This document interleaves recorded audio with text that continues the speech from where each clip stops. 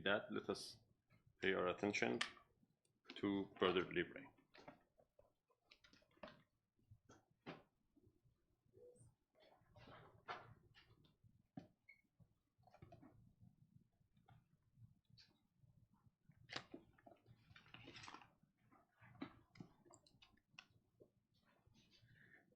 Good morrow.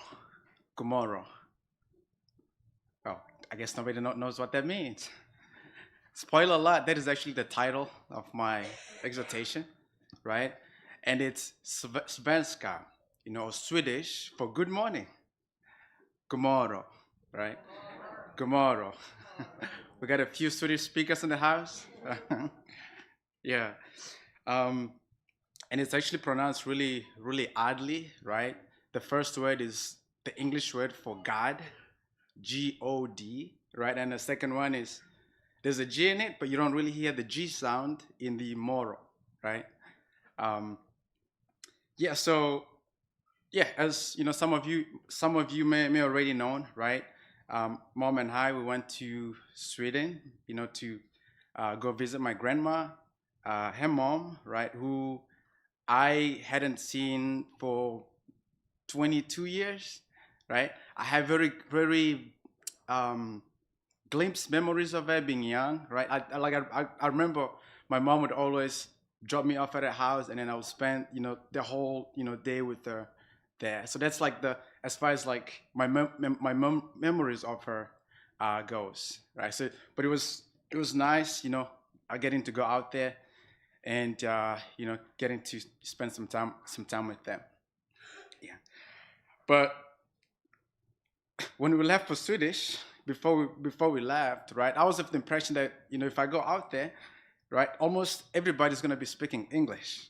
Like that was just my impression. I'm like, oh, Europe, right? English. It turns out that most people do not speak English. Most people like at all. Like it was an eye opener, to say the least. Yeah. And crazy story actually. So we took the flight from Chicago, and then we stopped in London. From London, we flew over to Stockholm. And so when we got at Stockholm, right, like things started changing. Like the signs that they had that was in Swedish, um, like yeah, for us is like, oh, what's going on? What's going on? I didn't know Swedish. She didn't know any Swedish. Um, the least we could do at times was just like use Google Translate, and we only got to use that if we were fortunate enough to to have gotten the Wi-Fi around where we were. From Stockholm to where my grandparents live, it's about 3 hours, right? It's about 3 hours, and so um, my aunt who lives with my grandma gave us the address basically. So she sent out the address, like she's like, okay, that's the address. You're gonna have to take the train from where you are to a bus station, right? And this train was about 2 hours, right? You're gonna have to take that train, right in that train, stop at the bus station, and then once you get to particular bus station, you're gonna have to take the bus from where the train drops you off, and then take the bus to where they live, right? And so yeah, we managed to take the train right from the airport, and halfway to the bus station, the train died. Like the train broke down. Right? I'm hearing the train. The mom was like, "Wow, what an experience, right? Being your first time in another country." The train a little broke down, like in the middle of nowhere, right?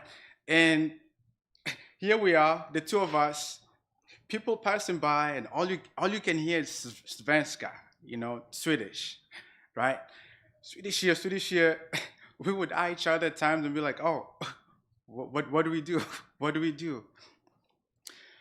And this whole entire time, it's like deep down, I'm like, I'm very unsettled. It's like, how come nobody speaks English here? So we were stuck in this train. just listening all the announcements in Svenska in that language. Um, but then eventually, right, there's only so much sitting that you can do after the train is broken down. So I managed to get up. Um, I walked over through the aisles. The train in Europe are really nice. Like they like very nice. Like you get in, it's like everything is all clean. They have chairs where you can like with tables you can sit down and like literally have a meal while on the train. So the train personnel provided everybody with drinks. Like if you want some drinks, because of the inconvenience, you can come. You can come get some coffee, come get some tea. And I go out, just walking, roaming around everywhere. Everywhere I go, people are speaking Spanish. Then eventually, I came across this lady. She was speaking Svenska, Swedish, but she was drunk. Yeah, she so happened to be from Thailand as well. But she was drunk as you could get. I'm like, it's the middle of the day. You're drunk. And she started talking to me, but she was really complaining about the train. And she started talking to me in Svenska. I'm like, no, no, no Swedish, no Swedish. I don't speak Swedish. And then she turned over. She started speaking English. Like English was okay. Like it was enough for us to be able to communicate with each other. And here she is, complaining, that by the time we get back to where we were going, the connecting bus, would have left already, which would have been, which that would affect us as well, because of a final destination at the train station. Yeah. So she was one of the few people that I got to speak with, while being in that environment, basically. So an hour and like 20-30 minutes goes by. We managed to switch over to another train, basically. And so that train ends up taking us to the bus station. Yeah. So we get to the bus station, and over there, all the signs are in Swedish, right? You go to the train station, like in um, wherever you go, whenever you go to a train station, there's usually like names for like different items. You usually have a track, the time that the train is gonna come, where the train is gonna go, where the train is gonna come from, and we get there and everything is in Swedish. Mom and I are just like, oh, now we're screwed. Like, what are we gonna do? And I'm there trying to read this very complicated board, and some people I'm trying to ask help, but they don't know English, so they can't really help me either. Yeah. And so while at the bus station, um, one of the ladies noticed that I was struggling, basically trying to make sense of like what was going on.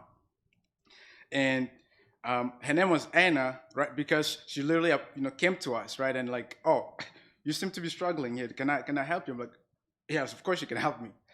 And then Anna, she shared a little bit of a story. Apparently, she used to live in South Carolina and then moved out to Sweden.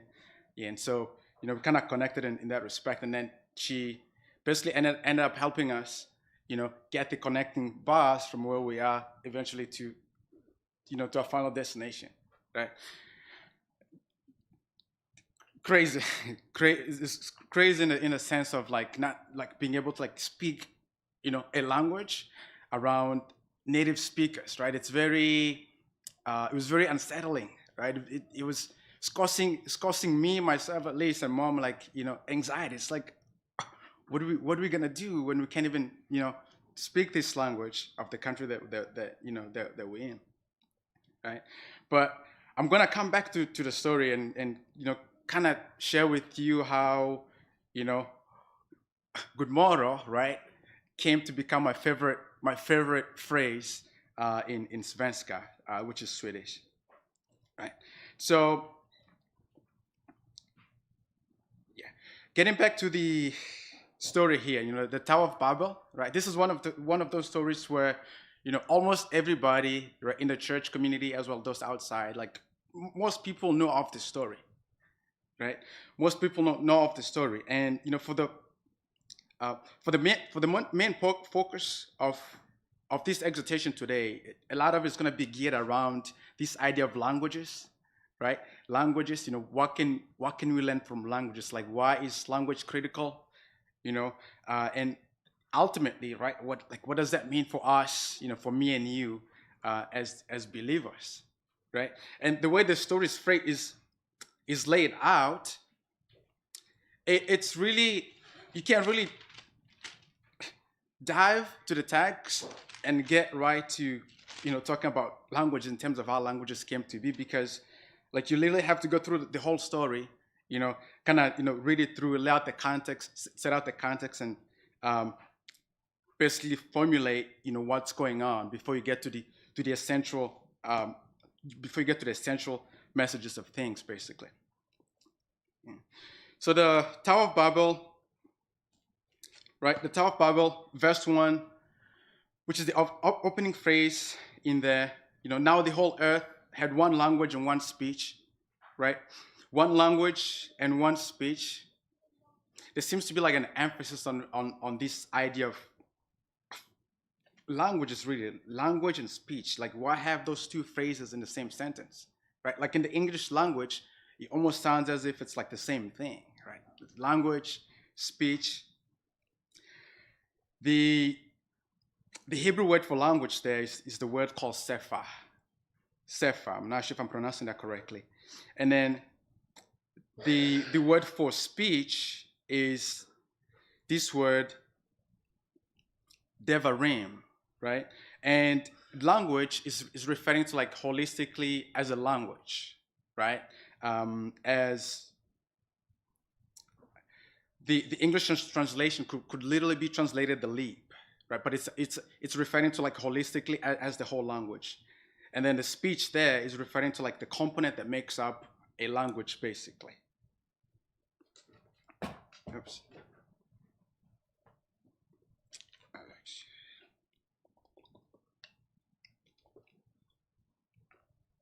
So you got language, you got speech.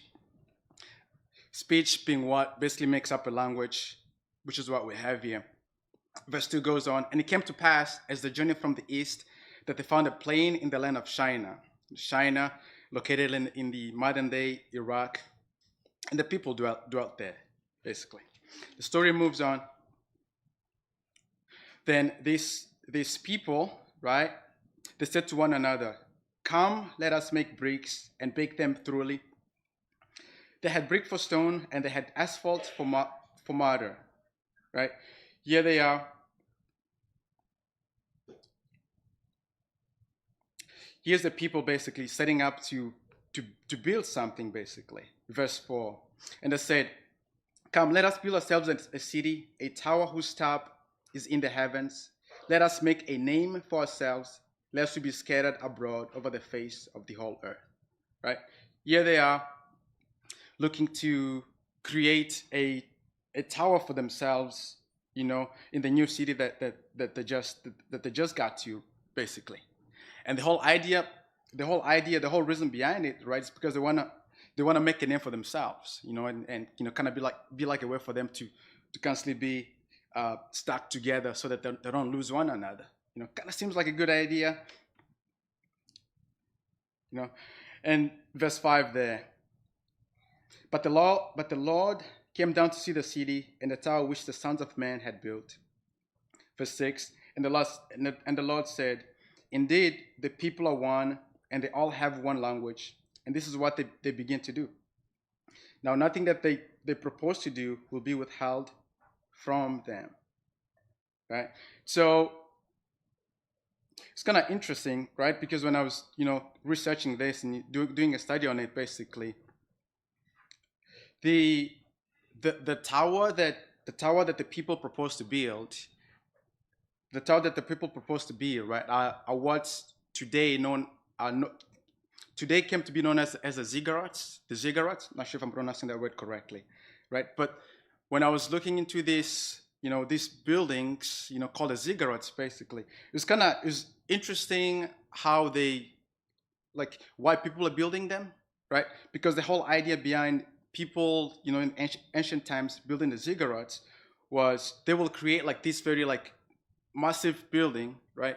And then have a stairway on an incline, right? Have a stairway on an incline, and then at the very top have a have almost have a spot where the priest would basically meet up with the gods, right? And that was kind of like the idea behind people, building these towers, hence the ziggurats. And that was kind of the idea, right? So as I was reading through this, right, it seems to be the case that these people, are looking to build this facility, this building, right, and then essentially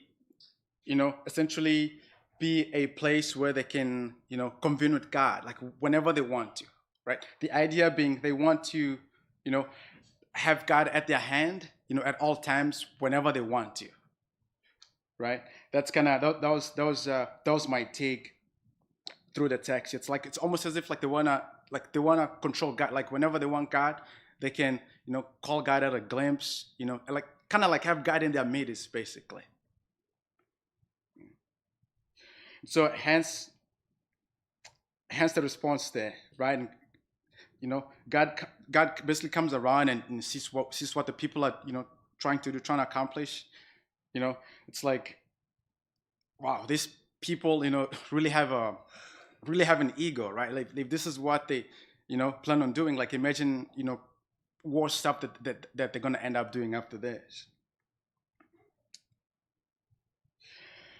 Verse 7 there, the story continues. God basically points out here in verse 7, come, let us go down there and confuse their language, that they may not understand one another's speech. Right? So the Lord scattered them abroad from there over the face of all the earth, and they ceased building the city. Right? Seeing what's going on, God eventually decides that he was gonna, confuse them up by basically mixing up their languages. Have everybody speaking different languages, basically. And this is God's first solution, to the issue that's taking place. I'm going to confuse their languages, so that these people may not be able to understand each other, right?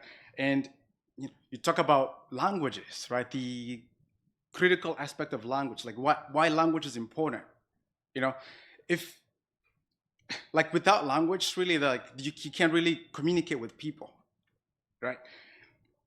And so that's basically God's first solution to the issue here: confuse their languages, and some of the reasons why language is important, just overall, practically speaking, right? It's that without language, there's no communication, right? Without communication, there isn't really a whole lot that you can do. Like you can't. It's really hard to think without language, right? You can't really visualize things because you need the words that makes up the language to be able to, like, visualize object and then eventually be able to, like, properly think and process things. Okay. So God basically decided to confuse them up and mix it up, basically. This point here, brings me back to like my earlier story earlier, in being in Sweden, right? It was very similar in that respect, in the sense that, like, it was really hard for me to be able to communicate with people. But then, right, eventually, I started learning a little bit here, and I can now say, my name is, right? Good morrow, good morning, right? It's funny because, like, once I got to learn these few phrases, wherever I would go, like, good morning would be my opening phrase, wherever I would go. I remember one of the Sundays we went to, like, a local church out there, people in the church, and here I am, good morning. And then people reply back, oh, good morning. And then they would start speaking. I'm like, oh, whoa. Stop. That's all I know. That's all I know. Yeah, but the essence, the importance of language, very key. So now you have a people scattered all over all over, right? And the people,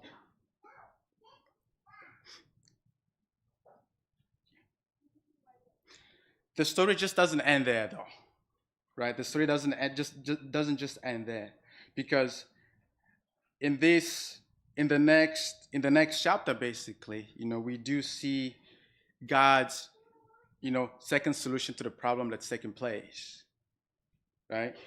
God's God's second solution to the issue taking place. Whereas the first one, short term, was to confuse their languages. God's second solution here starts off in verse 1 of chapter 12, basically. Whereas initially people are spread out, now God is having to call people back in. Genesis chapter 12. Genesis chapter 12, starting at verse 1. I'll read verse 1 and verse 2. Get out of your country, from your family, and from your father's house, to a land that I will show you. I will make you a great nation. I will bless you and make your name great, and you shall be a blessing. I will bless those who bless you, and I will curse him who curses you. And in you, all the families of the earth shall be blessed. Right? So we have God's long-term solution to the issue that's taking place, and that is to call people back. And it starts with Abraham. Starts with Abraham, and it's interesting because when you start comparing and contrasting, Abraham case / situation with the with the people in the previous chapter, right? It's very different. Whereas these people wanted to, build a tower and create a name for themselves, right? In the case of Abraham, God chooses to step up, right? And individually chooses Abraham, for himself to be able to create a name, right, for Abraham, a nation for Abraham as well. Whereas the people in the previous chapter were, all about themselves, big egos, me, right? We do see like a humility aspect of Abraham in this aspect, in the sense that God is the one that's choosing Abraham, to carry that name, and God being the one to create that name for him. So, and we're all invited, to be a part of that nation, right? We're all invited to be a part of that nation, right? And that's through baptism, right? That's through baptism. You come with me to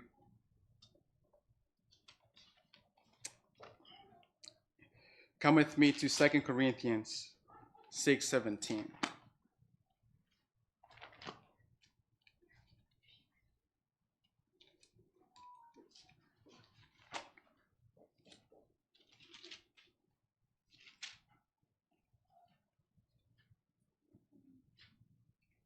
Second Corinthians chapter 6, verse 17.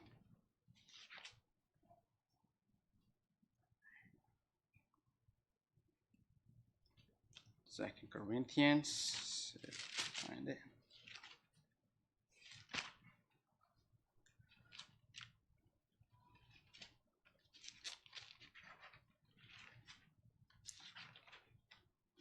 Second Corinthians chapter 6.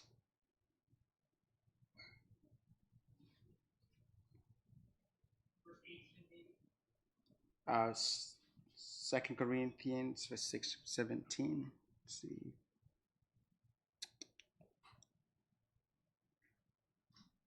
Yes, starting at verse 17, actually. Yeah. Therefore, come out from among them and be separate, says the Lord. Do not touch what is unclean, and I'll receive you.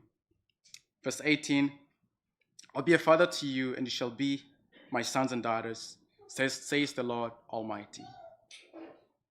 Right? We do see that calling, God, calling out a people, calling us there, through starting off first and foremost with Abraham as well. Colossians chapter 3, verse 15.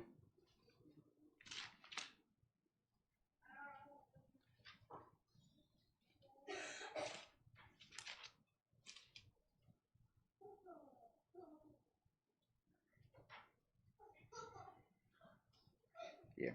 Colossians chapter 3, verse 15. And let the peace of God rule in your hearts, to which also you were called in one body, and be thankful.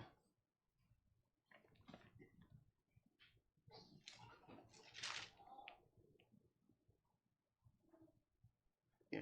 So yeah, throughout the New Testament, right, we do see this, messages of being called out. Um, First Peter 2, verse 9. It's a good one as well. Wrote it down.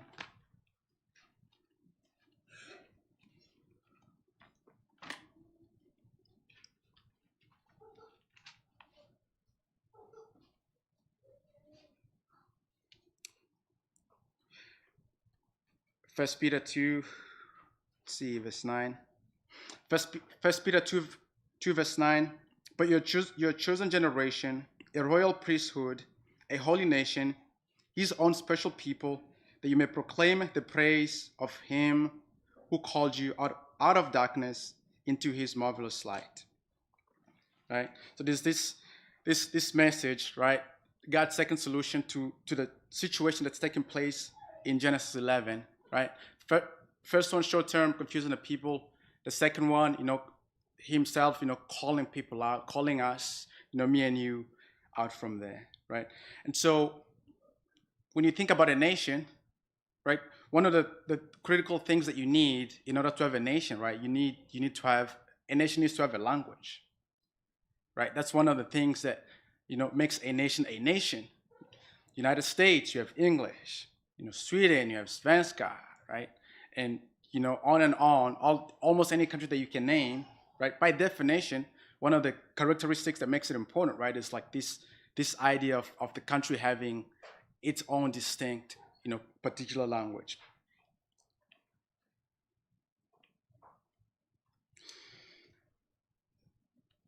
Now, in Zephaniah chapter 3, verse 9.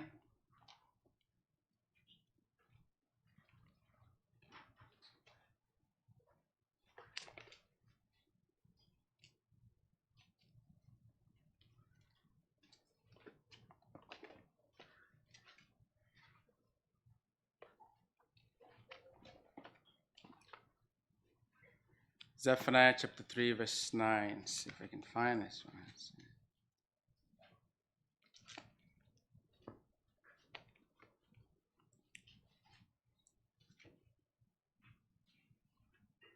Yeah. Zephaniah chapter 3, verse 9. This verse is very prophetic in the way it's presented, right? And this is essentially, how God is going to set up, how God is going to set things up in the future as far as people, speaking a language is concerned. Zephaniah chapter 3, verse 9. For then I'll restore to the people a pure language, that they all may call on the name of the Lord, to serve him with one accord.